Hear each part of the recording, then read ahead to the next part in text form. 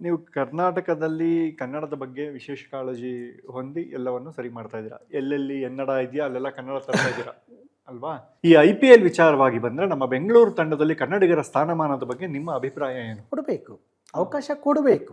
ಯಾಕೆಂದರೆ ಕರ್ನಾಟಕ ಕನ್ನಡಿಗರು ಹ್ಮ್ ಅದನ್ನು ಹೆಚ್ಚು ಪ್ರೀತಿ ಮಾಡೋದು, ಅದರ ಬಗ್ಗೆ ಭಾರಿ ಕಾಳಜಿ ಇರುವಂಥದ್ದು ಕನ್ನಡಿಗರಿಗೆ. ಹ್ಮ್ ಕನ್ನಡದ ಬಗ್ಗೆ, ಆ ಕ್ರೀಡೆ ಬಗ್ಗೆ ಕನ್ನಡಿಗರು ಆ ತಂಡವನ್ನು ಚೆನ್ನಾಗಿ ಬೆಂಬಲಿಸ್ತಾರೆ. ಆಗಿರುವಾಗ ಅಂಥ ತಂಡದಲ್ಲಿ ಕನ್ನಡಿಗರ ಸಂಖ್ಯೆ ಜಾಸ್ತಿ ಆಗಬೇಕು, ಬಟ್ ಇಲ್ವಲ್ಲ ಸರ್. ಅದು ಕೊಡಬೇಕು. ಅದನ್ನೇ ನಾನು ಹೇಳ್ತಾ ಇದ್ದೀನಿ.